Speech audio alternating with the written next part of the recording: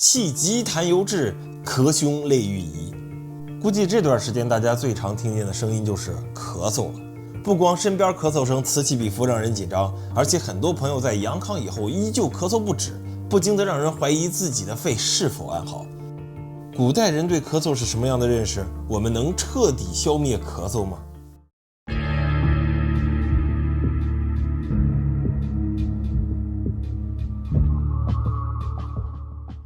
大家好，我是老张。面对烦人的咳嗽呢，人类方派出的第一位选手就是食疗，代表作有蒸生姜、蒸大蒜、蒸萝卜、胡椒、蜂蜜、兑糖水、川贝、枇杷炖雪梨。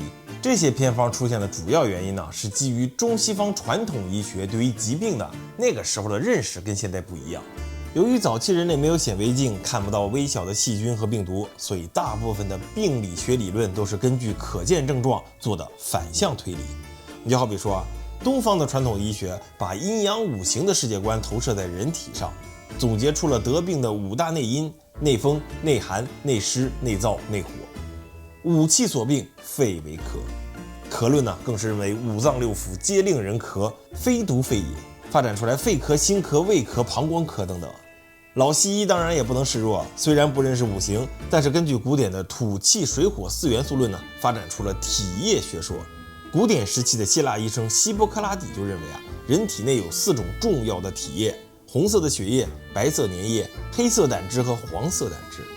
它们不光对应着火、土、水、气4种元素，也具有冷、热、干、湿4个品质。不过一定要注意啊，这里头的粘液可不是大鼻涕老浓痰，它是构成人体的一种基本物质，比如说什么汗液呀、唾液呀、精液啊等等等等啊。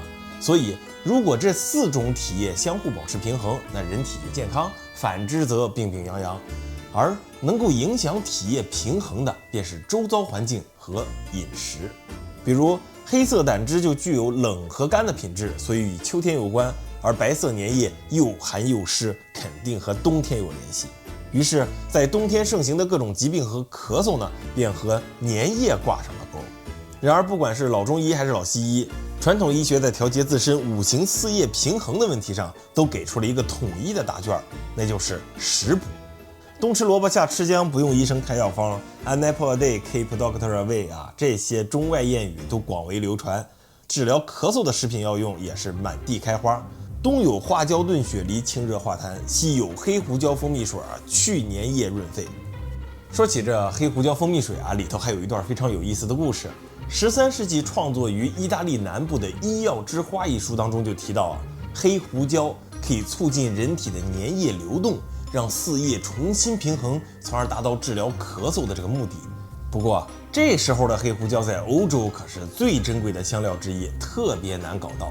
一粒小小的胡椒被阿拉伯商人从遥远的印度运到埃及，然后再被意大利的商人从埃及卖到欧洲啊，是身价不菲。这垄断了中段运输的阿拉伯商人，为了让黑胡椒奇货可居呢，对着意大利人开启了说书模式。在那遥远的地方，在那遥远的东方有棵黑胡椒，印度和尚把它怀里藏，中国神医说它至阳至刚。那黑胡椒的树林里爬满毒蛇，想要收集果子就得把整座山烧掉。看在你我有缘，今日我要做一个违背祖宗的决定，这100多公斤的黑胡椒给你个批发价140金币。就这样啊，意大利的商人都在感恩戴德，赶紧掏钱包买啊。不过这黑胡椒的传奇故事啊，直到1498年葡萄牙探险家达伽马发现了通往印度的新航线才结束。到了地儿的达伽马发现啊，遍地都是胡椒藤，这帮阿拉伯孙子骗了我们上千年。而随着新航路的开辟呢，黑胡椒大幅降价，也让老百姓能够用得上这200多年前的治疗咳嗽的秘方：黑胡椒加蜂蜜。但无论是这花椒炖雪梨，还是黑胡椒加蜂蜜，真要说食疗治咳嗽到底好不好用啊？那只能是木叶村的卡卡西，见谁都是五五开。毕竟食疗如果真的能够彻底治病，那就真没医生什么事儿了啊。就在这薛定谔式的食疗与咳嗽厮杀之际呢，咳嗽首先开出了大招，并获得了超神。16世纪欧洲爆发了百日咳，谁都没想到啊，这类似于普通感冒的咳嗽、发烧、流鼻涕会持续100多天。接着这种超级咳嗽病随着哥伦布来到了美洲，和其他疾病一起灭掉了将近90%的土著。有句名言说得好啊，在这场大侵略当中，天花才是上尉，伤寒是中尉，麻疹是少尉。他们比马背上的征服者可厉害多了，比刀剑火药更致命。然而，不管是天花、伤寒、麻疹、百日咳，咳嗽是这些可怕疾病的共有症状。所以，为了缓解咳嗽症状呢，南美和加勒比地区的土著会使用原产的一种神奇树木来治疗炎症和祛痰，这就是榆创木。榆创木当中含有榆创木酚，至今这种成分也在不少祛痰剂中出现。欧洲人得知这种木头有如此神奇的功效啊，立马大批量运回国内。不过可不是为了治咳嗽，而是为了治梅毒。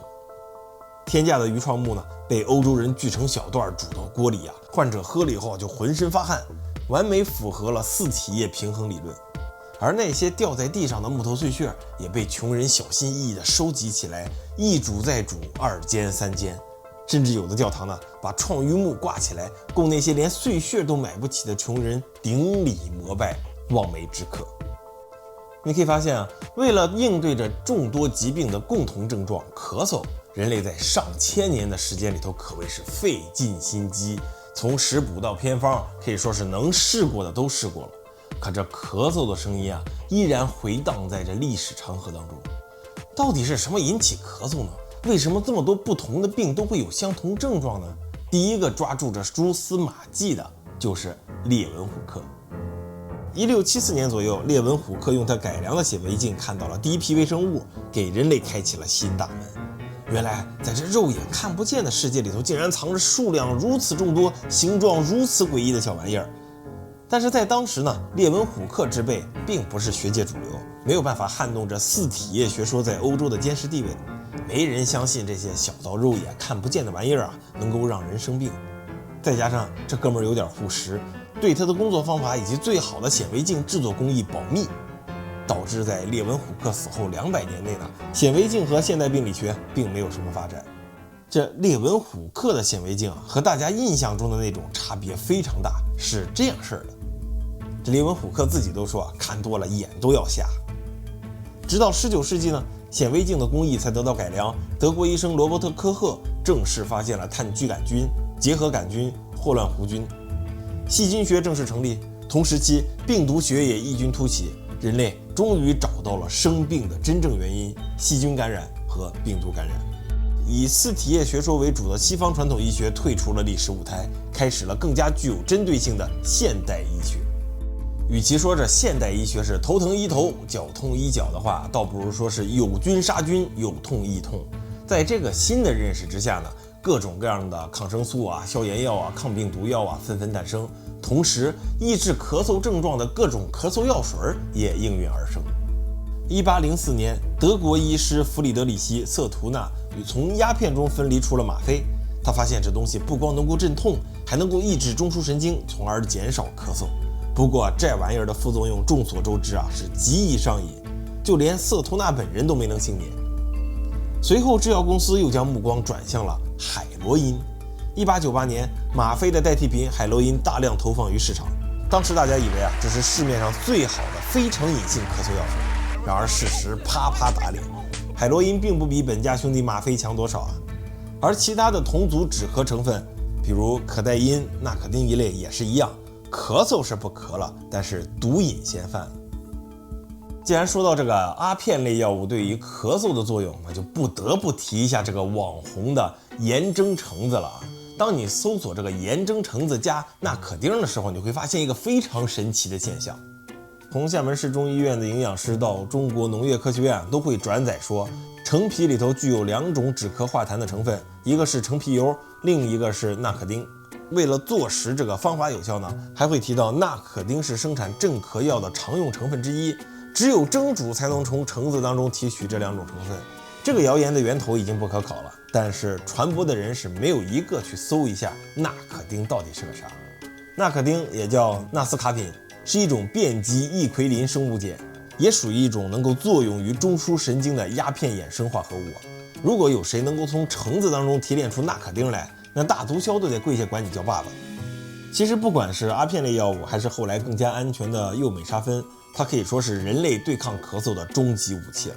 毕竟中枢神经都被抑制了，绝对不会咳嗽。但是不咳嗽病就好了吗？实则不然，因为咳嗽它并不是一种病，而是人体的一种保护性反射。当有液体异物刺激到呼吸道的时候，为了防止异物到达肺部，肺部会充气，气管收缩，并且以160公里每小时的速度向外排气。排气的过程会把积攒在气管、支气管、呼吸道里的粘液和异物顶出来。如果盲目的使用止咳药水，而忽略了炎症或者刺激物的来源，反而更有可能加重病情。所以不管使用什么类型的药物，都要谨遵医嘱。从传统医学到现代医学，从维持五行四液平衡到微生物病理学，从食补方剂到化合药物我们对这个咳嗽的认识越来越多，选择也就越来越多。但是这选择多了，难免让人迷失在这信息的海洋里头。究竟哪一种方法才能真正缓解咳嗽的痛苦呢？针对当下很多阳康的小伙伴依旧久咳不止的情况呢，我觉得不妨看一看世卫组织的新冠康复指南，进行一个全方位的管理。这本手册主要是为感染恢复后的成人提供帮助和意见，分为12个板块，言简意赅，条理清晰，只要识字都能看得懂。虽然我会顺着介绍，但是你可以优先挑选和自己最相关的章节开始阅读。康复建议的第一件事儿就是先要分辨自己是否有下列的危险信号，如果有务必联系医疗专业人员。第二件事呢，就是管理自己的呼吸，其中这个斜坡侧卧不光能够缓解呼吸急促，也会缓解卧床时候的咳嗽症状。当然，没有床的情况下，呼吸管理也可以这样做。同时还提供了2种方法可以帮助你放松和控制呼吸。接下来的事对很多小伙伴来说非常关键。大家都知道，发烧是我们神经系统的一种防御机制，在体温升高的过程当中，白细胞流动性增强，吞噬作用增强，淋巴 T 细胞加速增殖，帮助你干翻病毒。只要不是高烧42度大脑通常不会烧糊。但是发烧会影响到肌肉的正常代谢，产生过多的乳酸，让你浑身酸痛。在抗击病毒的过程当中呢，身体也会消耗很多的能量，从而让你周身乏力。这个恢复的过程短则1天，长则数日，主要看你身体需要多久才能重新清扫这片战场。这个时候，体力活动和锻炼的管理就尤为重要。首先，你可以使用主观疲劳感知评估表来评估一下某件活动的用力程度，然后把恢复分成5个阶段，每个阶段为1周，一定要循序渐进，千万别学网上某些青年刚一好就要做一些既消耗蛋白质又浪费体力的作死行为。具体每个阶段的锻炼指导在这个手册里头写的明明白白，小伙伴们可以下载 PDF 仔细阅读。在进行科学锻炼恢复的同时呢，也要注意疲劳管理。有朋友就跟我说，这阳康以后感觉看个梗图都需要反应半天，脑子就跟起雾了一样。这时候就要搭配注意力、记忆和思维清晰度管理来一起训练。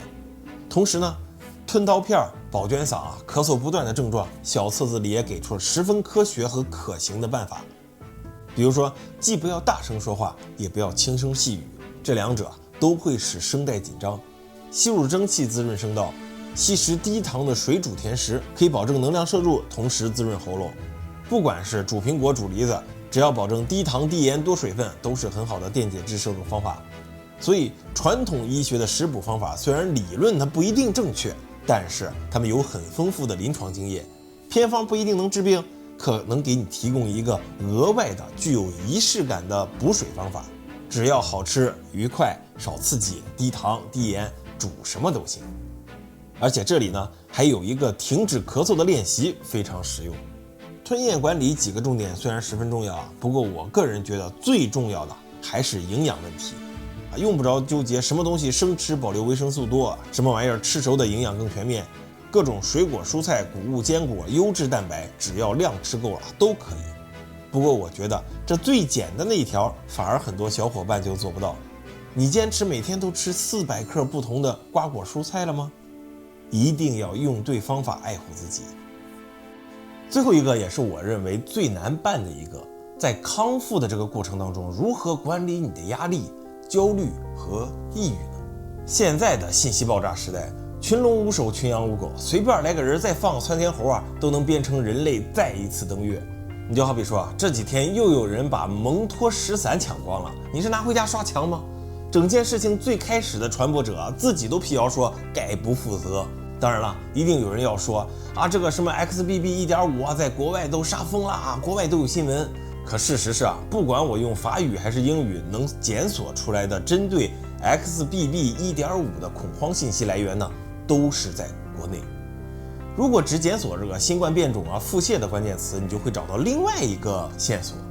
在去年10月呢，BQ 1.1在推特上引起了一个小恐慌，不过很快就被辟谣了。昨天呢，又出来一个什么北京 XBB 窜稀的图啊，不知道从哪儿弄了这么一个酒店凶杀案现场的照片，真是开局一张图，剩下全靠编。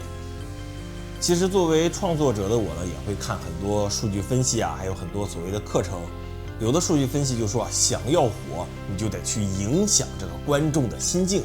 有的文章又说啊，只有具有强烈情感或者态度的内容，才能在这个观众的脑海当中形成印象。这个场景似曾相识。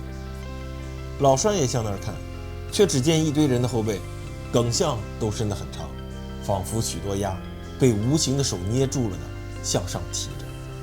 不得不说，鲁迅真的很赛博。所以我觉得，与其让自己的情绪被无情的手这个拿捏，不如让情绪真正的放松一下。专注于头疼呢，只会更加头疼。简单的自我感官对话呢，能够让思维慢下来，吸气5秒，屏气5秒，呼气5秒，然后再进行这个5、4、3、2、1的感官练习，对缓解焦虑呢，才有很大的帮助。最后2项是疼痛管理和重返工作岗位的建议，不过最后这项不符合基本国情啊，可以撕掉不看。那么今天的视频呢就到这儿了。本来是想要给大家讲一讲这个碟仙笔仙的由来啊，其中有一个还是进口货。但是最近群里很多小伙伴反映，说是这个面对疫情呢，总有一种无助感。希望这篇视频能够帮助你。下期咱是讲碟仙笔仙呢，还是聊一聊最近上映的动画短片集《中国奇谭》呢？欢迎留言告诉我。说起来，我也算是一个前业内人士啊。